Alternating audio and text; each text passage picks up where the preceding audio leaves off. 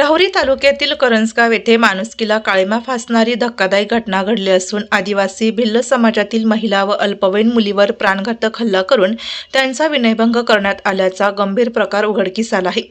या हल्ल्यात अनेक महिला, लहान मुले व पुरुष गंभीर जखमी झाले असून त्यांच्यावर जिल्हा शासकीय रुग्णालय अहिल्यानगर येथे उपचार सुरू आहेत। करंजगाव येथील गट क्रमांक 28 मधील जमीन भिल्ल समाज गेल्या 50 ते 60 वर्षांपासून कसत असल्याचे सांगण्यात येते। या ठिकाणी गावातील काही लोक एकत्र जमल्याचे पाहून आदिवासी कुटुंबियांनी विचारणा केली असता जमावाने अचानक प्राणघातक हल्ला चढवला।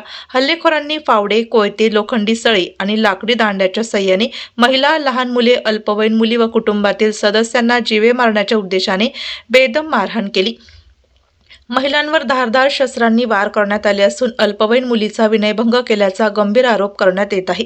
जीव वाचवण्यासाठी महिला व मुली घरात लपल्या असतानाही जमावातील काही गुंड प्रवृत्तीच्या व्यक्तींनी दरवाजे तोडून घरात प्रवेश केला। यावेळी जातीवाचक शिवीगाळ करत घरे पाडा, पेटवून द्या अशी चिथावणीखोर भाषा वापरण्यात आल्याचेही पीडितांनी सांगितले।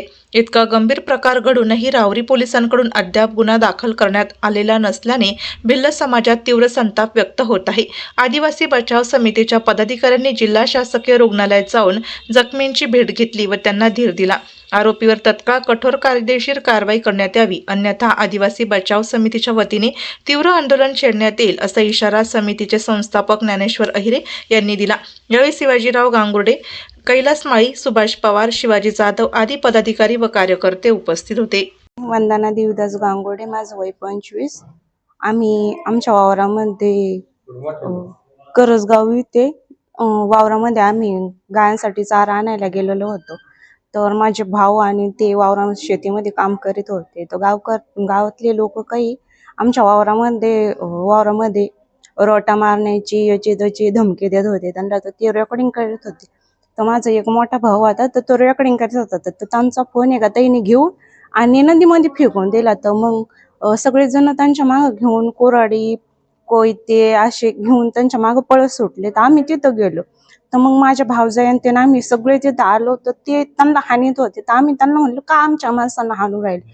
तर त्यांनी बाया सुद्धा बघितल्या नाही, बायांना सुद्धा त्यांनी कुऱ्हाड्यांनी, खोऱ्यांनी त्यांनी असे हाणमार केली। तर आम्ही घरी पळलो। घरी आले माझे भाऊ आणि ते सगळे घरी पळाले। तर ते घरामध्ये घुसून त्यांना बाहेर काढून त्यांना हाणीत होते। तर म्हणायचे या आदिवासी लोकांना इथं थांबून नाही द्यायचे, यांचे घर पिटून द्या।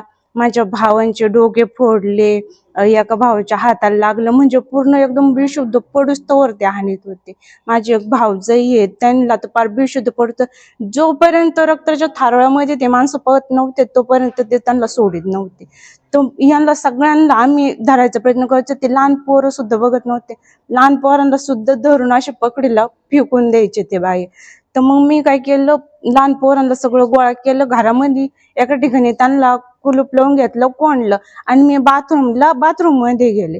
तर बाथरूम मध्ये गेले तर तिथं सोयब इस्माईल पठाण आणि अमोल बाळासाहेब गायके आणि अनिल बाळासाहेब लोंढे आणि गणेश कोबरणे आणि विश्व सोयब पठाण हे सगळ्यांनी कुऱ्हाडींनी, कोयत्यांनी दरवाजा तोडून आणि मला इथं कोयत्याने हाणलं आणि त्यांनी माझे हातपाय धरले। तर घरामध्ये पुरे होत्या, तर त्यांच्या सुद्धा ते दरवाजा फोडायला गेले। मी तिथं दरवाजामध्ये उभं राहिले। तर त्यांनी मला चौकन्नी खाली पाडलं। माझ्या हातावर फोन होता, रेकॉर्डिंग चालू होती। तर माझ्या हातावर ते सोयब पठाण,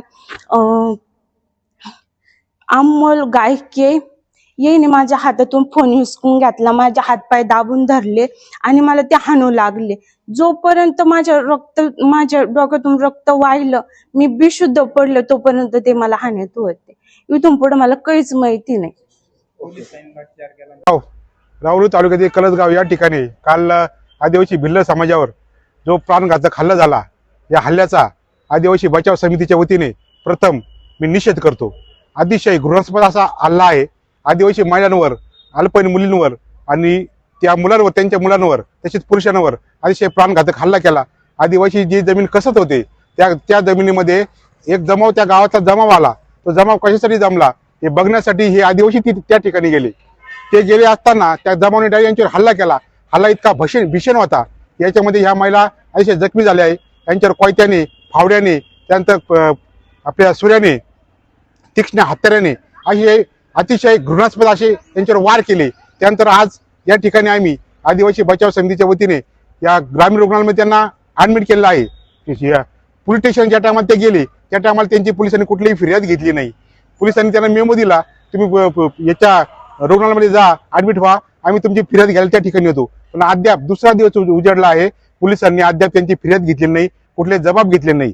या ठिकाणी आम्ही या ठिकाणी सांगू इच्छितो की 24 तासाच्या आत पोलिसांनी सदर आरोपी विरुद्ध गुन्हा दाखल केला नाही, त्यांना अटक केली नाही, तर आदिवासी बचाव समितीच्या वतीने तीव्र आंदोलन अहिल्यानगर जिल्ह्यामध्ये उभे राहील. याची सर्वस्वी जबाबदारी राहुरी पोलिसांवर राहील. मी ज्ञानेश्वर आहिरे, आदिवासी बचाव समिती संस्थापक सदस्य.